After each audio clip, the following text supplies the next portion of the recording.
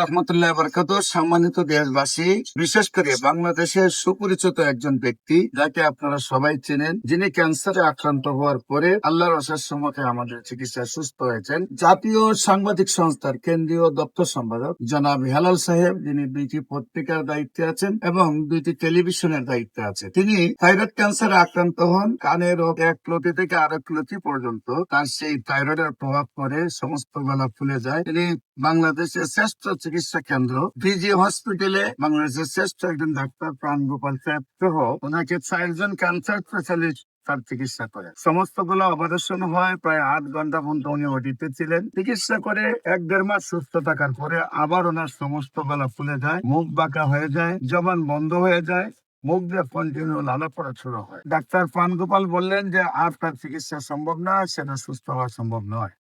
উনি হয়তো কিছুদিন পৃথিবীতে আছেন, তারপরে হয়তো মারা যাবেন। এই অবস্থায় তিনি পিজি হসপিটালে ভর্তি ছিলেন। আমি জাতীয় সাংবাদিক সংস্থার কেন্দ্রীয় দপ্তর সম্পাদক যখন পিজি হসপিটালে ভর্তি শুনলাম, আমি গেলাম দেখতে, গিয়ে দেখি এই অবস্থা। ওনাকে সঙ্গে সঙ্গে আমি সিট থেকে নিয়ে আসি যে আপনি এই মুহূর্তে জ্ঞান থাকলে মারা যাবেন, আপনি চলে আসেন আমার চেম্বারে।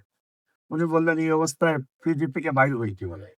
আমি বললাম আপনি পিজি থেকে থাকলে ডাক্তার কি বলতে, আপনি সুস্থ হবেন? পরে আমি সুস্থ হয়ে তো আবার অসুস্থ হয়ে গেছে, এখন তার চিকিৎসা করছে না।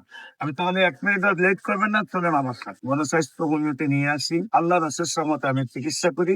আজ 15 বছর যাবত উনি সেই থাইরয়েড ক্যান্সার থেকে মুক্তি পেয়েছেন, কথা বলতে পারেন, মুখ সোজা হয়েছে এবং বডি ফিটনেস আল্লাহর অশেষ রহমতে আজ থেকে 20 বছরের আগে যে ফিটনেস ছিল তার চেয়ে এখন ওনার ফিটনেস ভালো আছে আল্লাহর অশেষ রহমতে।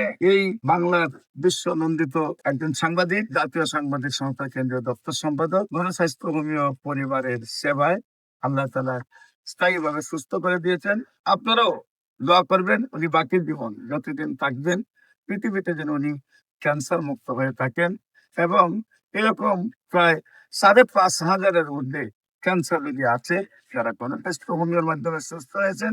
ক্যান্সার গবেষক অধ্যক্ষ doctor S M Sarwar, YouTube, Facebook, Google, টিকটকে সার্চ করলে আপনারা বিস্তারিত পাবেন। ক্যান্সারে, কিডনি, থ্যালাসেমিয়া, এইডস রোগ, এই 4টি মরণবিধি রোগ নয়, তাই কি সুন্দরভাবে সুস্থ হয়। আপনার যে কোনো প্রয়োজনে স্ক্রিনে দেওয়া নাম্বারে যোগাযোগ করুন। সবাইকে ধন্যবাদ। আসসালামু আলাইকুম।